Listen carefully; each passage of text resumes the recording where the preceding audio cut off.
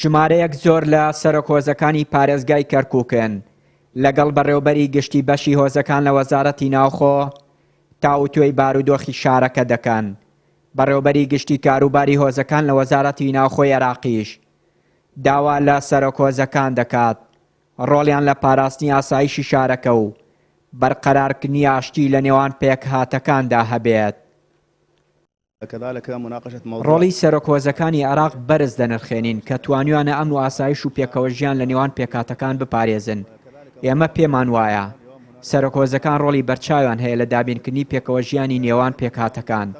بۆیە پشتیوانیان لێ دەکەین تا بتوانن بەردەوام بن لە ڕاگررتنی هاوسەنگی نێوان عێراقیەکاندا. بەڕێوەبەرایەتی سەرۆکهۆزەکانی کەرکووک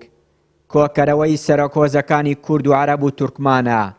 ئەوان دەڵێن سەرۆکهۆزەکان هۆکاری سەقامگیرین لە شارەکە.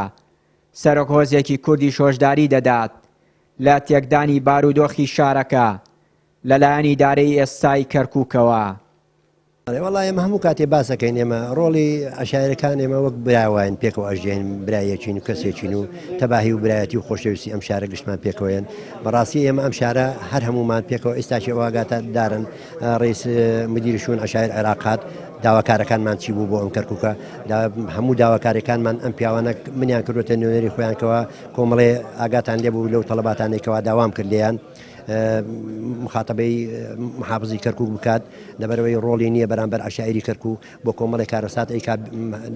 سەرخۆ ئەیکات یعنی داوام کرد حتا لە لوژنەی ئەمنی ئێمە مشارەکە بکەن لەبەرەوەی حتا ئێمە دەنگمان هەبێت و حتا داوام کرد مفاتحەی ڕئیس وزەرا بکات بۆ کۆمەڵی تەعینات ئەمانەی تەربیە و نەوت و سەحە و ئەم شتانە کەوا ئەمانە بەکەی خۆیان تەسەڕوفاتەکەن ئەم شاریان وێران کردووە تا ئێستاچێ کوردیان پەراوێز کردووە لە هەموو خاڵەکانی لە خاڵی دوای سفر ئێمەیان داناوە بۆی کە مەمەلێرەوە هەوڵ و تەقەلای ئەوە ئادەین کەوا ڕۆڵی خۆمان بگەڕێنەوە جاری جاران نێلین ئەم پیاوانە دەستی خیانەت درێژکەن بۆ ئەم شارە و ئەم میلەتە هینکەن عالەم گەلێ وێرانە و هینکراوە هەرچی عەرز بەڵێ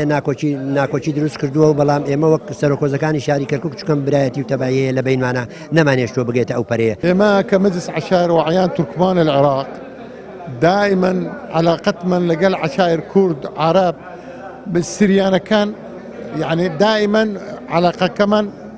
تماما مضبوطة تشتاق بيه اجتماع كان قارك مانا او ملتا حمي كمي او كركوك مكونات حمي دجي او مملكتا حتى مشكلة نبي لبروا اما دائما اتصال من هاي لقالين حاضرة بين فصل عشائرة بي حاضرة بين دعوتنا بين ادواتنا بي حمي دائما حاضرة بي استشعل خمن بقوتها غاية منسية حتى مشكلة نما لكركوك وشي دلاء وكردة وتركمانة وعربة